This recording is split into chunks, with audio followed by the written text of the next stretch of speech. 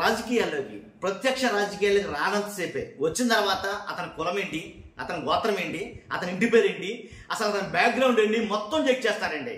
ఏదైతే వైఎస్ రాజారెడ్డి అనే పేరుతోటి షర్మిల గారు తన అబ్బాయిని ఇంట్రడ్యూస్ చేయాలనుకున్నారో అతని గురించి ఇప్పుడు ట్విట్టర్లో కానీ గూగుల్లో కానీ సెర్చ్ చేయడం మొదలెట్టారు. నేను ఎక్స్లో ఒక పోస్ట్ అయితే చూసా. తన పేరు లక్ష్మి అని ఉంది, అంటే అకౌంట్ నేమ్ లక్ష్మి అని ఉంది. కాకపోతే ఏమని పెట్టారంటే బ్రదర్ అనిల్ కుమార్ అన్న ఇంటి పేరు ఏంటి, బ్రదర్ అనిల్ కుమార్ అన్న ఎవరైతే షర్మిల గారి భర్త అనిల్ ఉన్నారో ఆయన ఇంటి పేరు ఏంటని ఆవిడ ఒక పోస్ట్ అయితే పెట్టింది. ఆవిడ పెట్టిన పోస్ట్ నేను చూసా.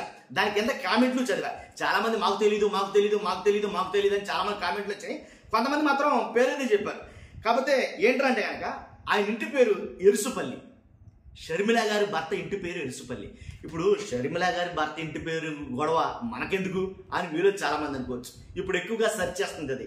ఎందుకంటే రాజశేఖర రెడ్డి ఏదైతే వైఎస్ రాజశేఖర రెడ్డి గారు ఉన్నారో లేదా వాళ్ళ ఫ్యామిలీ ఉందో వాళ్ళ ఇంటి పేరు ఉందో ఆ ఇంటి పేరుని తీసుకొచ్చి షర్మిల గారి కొడుకు ఇంటి పేరుకి తగిలించారు.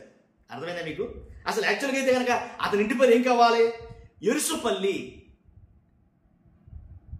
ఏంటి. కాబట్టి వైఎస్ రాజారెడ్డి అనేది వాళ్ళ తాతయ్య పేరు. కాబట్టి ఆయన పేరు పెట్టారు ఏంటి, వాళ్ళ ఇంటి పేరు పెట్టుకున్నారు అనేది కనుక మాట్లాడతారు. కాబట్టి ఈ ఎరుసుపల్లిని ఇంటి పేరు తీసుకోకుండా తర్వాత వాళ్ళ నాన్నగారి నుంచి వచ్చింది తీసుకోకుండా తాతయ్య గారి నుంచి వచ్చింది తీసుకోవడానికి కారణం ఏంటి? కాబట్టి కావాలని అంటే వైఎస్ఆర్ అనే ఒక పెద్ద బ్రాండ్ని వాడుకోవాలని ఆ బ్రాండ్ తోటి రాజకీయాలను అరంగేట్రం చేయాలి, రాజకీయాల్లోకి రావాలని ఒక ఉద్దేశంతో షర్మిల గారు అలా పేరునైతే కనుక చేశారని అన్నారు. ఆంధ్రజ్యోతిలో మీరు ఈరోజు చూస్తే వైఎస్ రాజారెడ్డి అనే రాశారు. కాబట్టి ఆయన రాజకీయాల్లో రాబోతున్నారు, అంతా కాదు ఇంత కాదు బీభత్సం వైరల్ అనే కొన్ని అయితే రాసుకొచ్చారు ఆంధ్రజ్యోతి ఈనాడు. కాబట్టి అంటే ఎందుకన్నానంటే కాబట్టి ఆ ఇంటి పేరు గురించి ఒక చర్చ అయితే నడుస్తుంది. ఇందులో అనిల్ కుమార్ గారేమో బ్రాహ్మిన్స్, తర్వాత షర్మిల గారేమో రెడ్లు. బ్రాహ్మిన్స్ అయిన అనిల్ కుమార్ గారు క్రిస్టియానిటీ చెప్తున్నారు అనుకోండి, అది వేరే విషయం. కాకపోతే అంటే ఎవరి వారసత్వాన్ని పుణికి పుచ్చుకుని రాజకీయాల్లోకి వెళ్ళాలనుకున్నారు అని అంటే కనుక చాలా మందికి నేను ఇంకో విషయం గుర్చేయనుకున్నాను. వాస్తవానికి నారా లోకేష్ గారు వాళ్ళ తాతయ్య గారి పేరు అంటే వాళ్ళ తాతయ్య గారి పేరు ఎట్టి పరిస్థితుల్లో ఎక్కడ కూడా పెద్దగా మెన్షన్ చేయరు. వాళ్ళ తాతయ్య గారు అని అనగానే ఎవరిని తీసుకొస్తారు? నందమూరి తారక రామారావు గారిని తీసుకొస్తారు. కానీ యాక్చువల్గా అయితే ఎందుకనంటే కనుక ఆయన ఒక ప్రముఖుడు, లెజెండరీ. ఎందుకని ఆయన ముఖ్యమంత్రి చేశారు, అలాగే సినిమాల్లో కూడా మంచి పేరున్నటువంటి వ్యక్తి. కాబట్టి అలా తీసుకుంటారు. కాబట్టి సో ఇలా తీసుకోవచ్చు, పెద్ద ప్రాబ్లం లేదు. ఒక రకమైనటువంటి కొంతమంది వాదన ఉంది. వైఎస్ రాజారెడ్డి అనే పేరు పెట్టుకోవడంలో తప్పేముంది, వైఎస్ఆర్ అనేది తీసుకోవడంలో తప్పేముంది. ఎందుకంటే అతను ఆల్రెడీ ఆయన ముఖ్యమంత్రి చేశాడు. ఆయన ముఖ్యమంత్రి చేశాడు, ఆయన రాజకీయంగా చరిత్ర క్రియేట్ చేశాడు. కాబట్టి ఆయన విషయాన్ని లేదా ఆయన పేరుని తీసుకోవడంలో తప్పేం లేదని ఒక వర్గం వాదన. సో ఆ పెట్టుకోవడంలో తప్పేం. కానీ అలా తీసుకోవడంలోనే అసలు చిక్కంతా జగన్మోహన్ రెడ్డికి వచ్చి పడింది అనేది కొంతమంది మాట. ఎందుకంటే జగన్ గారి పోటీగా రాజకీయాల్లోకి వస్తున్నారు ఆయన. చాలా మంది మాట్లాడే మాట ఇది. షర్మిల గారు కూడా అందు గురించి. షర్మిల గారు ఎంతకాలం రాజకీయాల్లో ఉన్నారంటే కనుక రాజకీయాల్లో ఆవిడ వనగూరిన ప్రయోజనాలు ఆవిడకేం కలగల. ఆవిడ రాజకీయంగా ఎదిగింది ఏమీ లేదు. ఓన్లీ జగన్ గారిని తక్కువ చేసి మాట్లాడడం, జగన్ గారిని యాంటీగా ఉండడం తప్ప ఆవిడ చేసిన రెండోది ఏమీ లేదు. అసలు అట్లీస్ట్ ఎమ్మెల్యేగా కూడా వాళ్ళకి గెలవలేదు ఆవిడ. కానీ కొడుకుని తీసుకురావడం కూడా అందు గురించి తీసుకొస్తుంది. జగన్మోహన్ రెడ్డి గారికి యాంటీగా తీసుకొస్తుంది కొడుకును కూడా, అది కూడా వైఎస్ఆర్ బ్రాండ్ తోటి.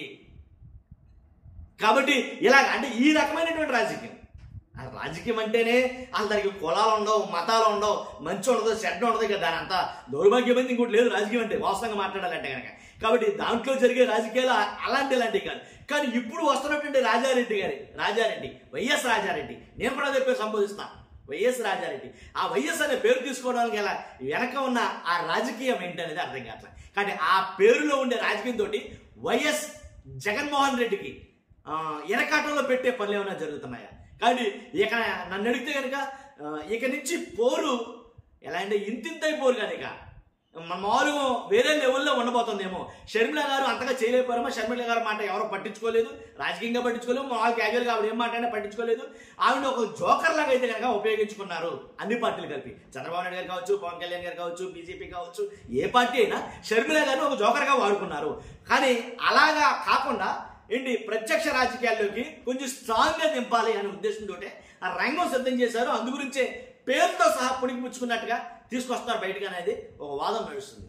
చూద్దాం. ఇప్పుడు గూగుల్లో సెర్చ్ చేసేది ఎక్స్లో ఎవరైతే అడిగారో లక్ష్మి గారని, ఇలాంటి వాళ్ళందరి అనుమానాలు నివృత్తి అవ్వడం కోసం అని చెప్పేసి నేను ఈ వీడియో చెప్పాను. కాబట్టి ఎరుసుపల్లి ఇంటి పేరు చూస్తున్న మీరు అందరూ ఏమైనా డౌట్లు ఉంటే కనుక ఖచ్చితంగా కామెంట్ రూపంలో తెలియజేయండి. ఫస్ట్ అయితే లైక్ చేయండి, నాకు మోటివేషన్ ఉంటుంది, ఎక్కువ మందికి ఇన్ఫర్మేషన్ షేర్ అవుతుంది. Thank you very much.